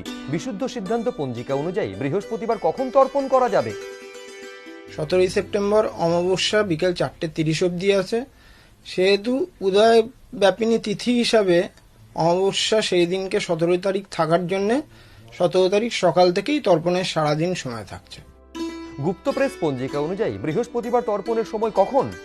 সূর্যোদয় থেকে, মানে সূর্যোদয় যখন হচ্ছে, সূর্যোদয় আপনার হচ্ছে 5:25 সেই সময় থেকে অপরাহ্ন 4:35 অবধি আপনার পূর্ণতর সময়। কিন্তু তার মানে মহালয়ের পুণ্য তর্পণ করা যাবে। তার বিশিষ্ট সময় যদি জিজ্ঞেস করেন, সেটা 7:42 থেকে 1:18 মধ্যে পূর্ণতম সময়। অন্যান্য বারের মতো এবারও মহালয়ার আগে থেকেই সোশ্যাল মিডিয়ায় শুভ মহালয়ার মেসেজ চালাচালি শুরু হয়েছে। যদিও পুরাণবিদরা বলছেন মহালয়া কখনোই শুভ নয়। শুভ মহালয়া কথাটা ঠিক নয়, কারণ পিতৃতর্পণে পিতৃপুরুষের উদ্দেশ্যে শ্রদ্ধাঞ্জলিকে তর্পণ বলা হয়।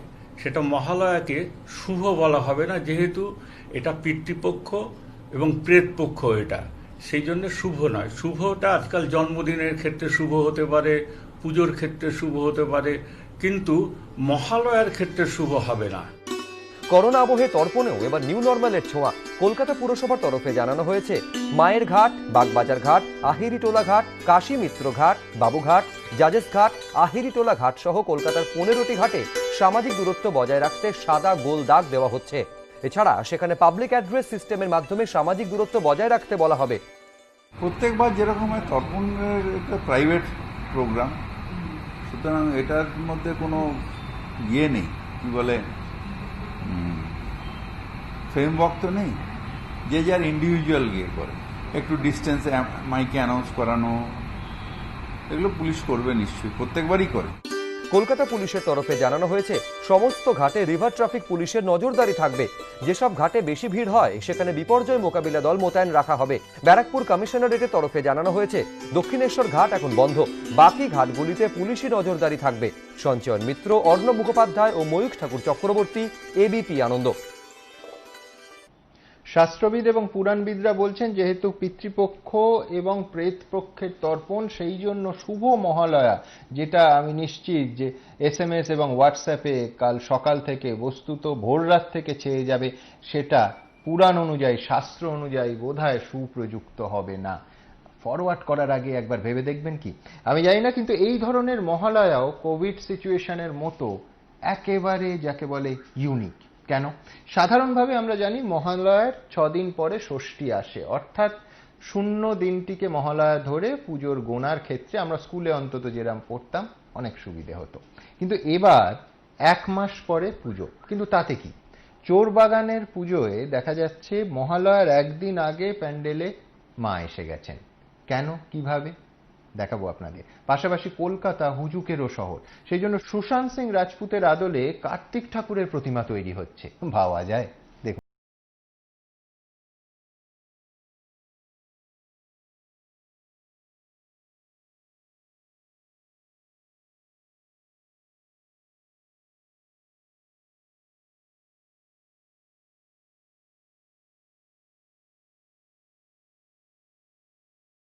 পরে দুর্গাপুজো, কিন্তু তার আগে উত্তর কলকাতার চোরবাগান সর্বজনীনের মণ্ডপে উমার পদার্পণ। ঢাকের বাদ্যি সহকারে কুমোরটুলি থেকে দেবীকে নিয়ে গেলেন উদ্যোক্তারা। কুমোরটুলিতে ঢাক বাজতে শুরু করেছে, আর এই ঢাক মায়ের আগমনের ঢাক, কেননা কুমোরটুলি থেকে ঠাকুর বেরোচ্ছে। কলকাতা শহরে প্রথম প্যান্ডেল শুরু করে বার্তা দিয়েছিল চোরবাগান সর্বজনীন, সেই চোরবাগান সর্বজনীন ঠাকুর বেরোচ্ছে কুমোরটুলি থেকে। সবার আগে কলকাতায় মণ্ডপ শুরু করেছিলাম 28শে জুন, যখন প্যান্ডামিক মাননীয় মুখ্যমন্ত্রী যখন বলেছিলেন তখন। তো সেই হিসেবে মণ্ডপেই আমরা প্রথম সবার আগে ঠাকুরটা নিয়ে যেতে, দেবী আগমন মহালয়া পুণ্য লগ্নের আগেই আমরা চাইছি মা খুশুক এবং এই করোনাকে বিনাশ করুক। এদিনই ঠাকুরপুকুর এসবি পার্ক সর্বজনীনের থিমের ভাষ্য রেকর্ড হয়ে গেল শহরের একটি স্টুডিওয়। দরাজ গলায় তা পাঠ করলেন নাট্য ব্যক্তিত্ব দেবশঙ্কর হালদার। তোমরা যাকে যুদ্ধ বলো, যুদ্ধ বলা যায় কি তাকে? এক জীবনের মধ্যে আরো হাজার জীবন যুদ্ধ থাকে। যুদ্ধ থাকে হাত জুড়ে আর ঘুম না আসা চন্দ্রকলায়। যুদ্ধ জাগে এই বুকে আর কাত করা আঁশ বটির গলায়। আধুনিক পরিস্থিতিতে রণাঙ্গনের যুদ্ধ থেকে নিত্যদিনের নিত্যকর্মের যুদ্ধের কথা ধরা পড়ল সেই ভাষ্যে। ভাষ্যপাঠ বা কবিতা পাঠ যাই বলা হোক এটাকে, সেটা একটা ভীষণ ঘটনা বহুলভাবে নিশ্চয়ই ওরা দেখাচ্ছেন। তো সেই শুধু এটা ভাষ্য তো থাকছে না, এই একটা সম্মিলিত সংযুক্ত শিল্প হয়ে দেখা দেবে বলেই আমার মনে হয়। এখন পুজো মানেই থিমের ছড়াছড়ি, আর দর্শনার্থীদের অভিনবত্ব উপহার দিতে গিয়ে সদ্য প্রয়াত অভিনেতা সুশান্ত সিং রাজপুত জায়গা করে নিয়েছেন পুজোর থিম ভাবনায়। উদ্যোগে কেষ্টপুরের মাস্টারদা স্মৃতি সংঘ। মণ্ডপসজ্জার জন্য ব্যবহৃত পটচিত্রে কার্তিক হিসেবে ফুটিয়ে তোলা হচ্ছে সুশান্ত সিং রাজপুতের অবয়ব। হয়তো যদি মহিষাসুর মর্দিনী কোনো চলচ্চিত্র বা কোনো কিছু হতো, অনেকে বলে না যে ছেলেটাকে দেখো কার্তিকের মতন দেখতে, হ্যাঁ আমার মনে হয়েছে ও কিন্তু কার্তিকের রোলটার জন্যই কাস্টিং হতো। যখন দেখবেন একটা সিনেমা বা চলচ্চিত্র চলে, তখন যে কাস্টিংয়ে কাজ করে, যে হয়তো বামা কাবা কেউ করলো বা সারদা মার কেউ, তাকে সেই ভক্তিপূর্ণ চোখেই দেখে। আমরা সেই জায়গাটা মিস করব, সেটা আমাদের আক্ষেপ রয়ে গেল। করোনা সংকটের মধ্যেই একের পর এক সমস্যা এসে হাজির হচ্ছে মানুষের সামনে। সমস্যার শেষ নেই, তবু বছরভর যে উৎসবের অপেক্ষা করে থাকেন সবাই, তার আয়োজনে খামতি না রাখার চেষ্টা করে চলেছেন পুজো উদ্যোক্তারা। সঞ্চয়ন মিত্র ও অরিত্রিক ভট্টাচার্য, এবিপি আনন্দ, কলকাতা।